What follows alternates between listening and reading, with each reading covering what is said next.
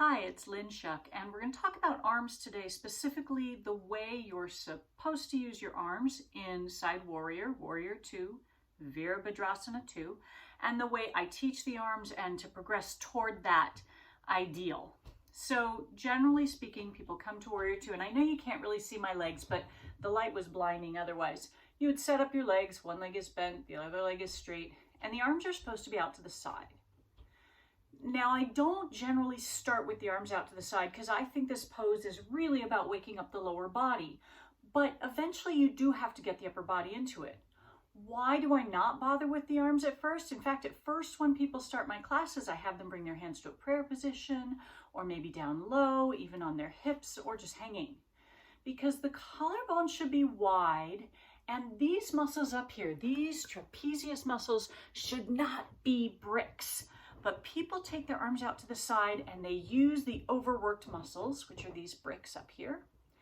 And they don't know how to get out of these bricks because these are the things we're used to using all the time. They get all hunched up and tight. And so if I can get someone to just bring their arms down, at least this can relax. But eventually we've got to learn how to use the other muscles. So to do that, we would start with the arms down low, bent at the elbow, and my palms are up. I'm externally rotating the upper arms, so I'm turning my biceps out. Palms are up to the ceiling. And already just trying to create that external rotation, I feel this in my underarm, in the side of my body, in my bicep. I feel it in the back of my shoulder, and I feel it between my shoulder blades and just under them. I also feel it a little bit in my abdomen. So there's a lot that wakes up as I really start to work on that external rotation. Now I'm going to very slowly try and keep those muscles working as I start to lift the arms to that position, but my palms are still up. Biceps are facing the ceiling, but again, I'm using arm muscles, I'm using upper back muscles, but I'm not really overly gripping these trapezius. They are engaged, but not like they were before when I just sort of plunked my arms out here. So I go from this bent position to biceps up, trying to turn the biceps up and back, still working on that external rotation. And then I'm going to internally rotate just the forearm.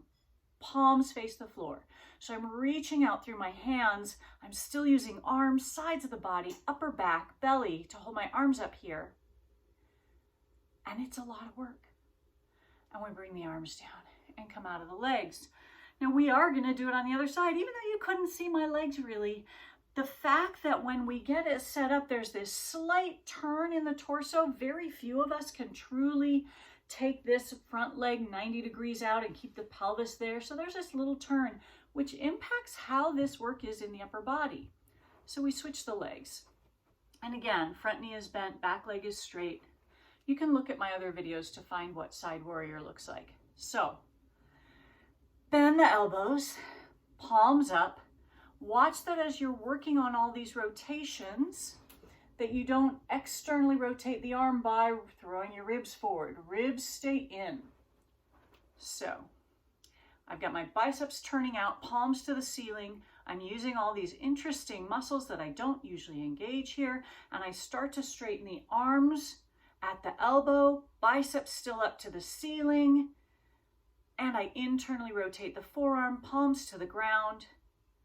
And I notice it might be easier to do it with my legs in one side than the other. It might wake up different muscles.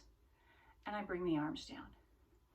It's a lot of work. It's waking up muscles that have been underutilized so as to stop overusing the muscles that are overutilized. It's what we need to do with everything. We need to figure out what's overworking and then get away from that for a while. But eventually we have to build up the strength to do it another way.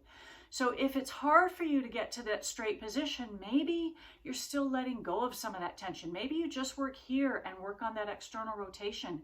That will build up a lot of strength. You don't have to get to here today. And if even this is causing too much tension and is too strained on your shoulders, maybe you work here. Maybe you work here.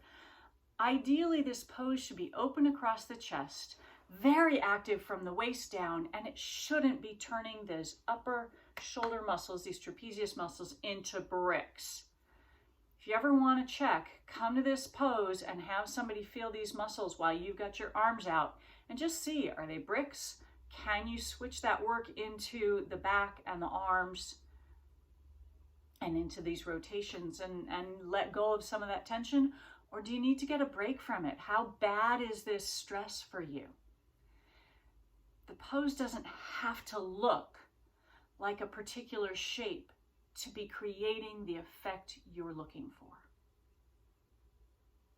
There, go play with that. Have a good time.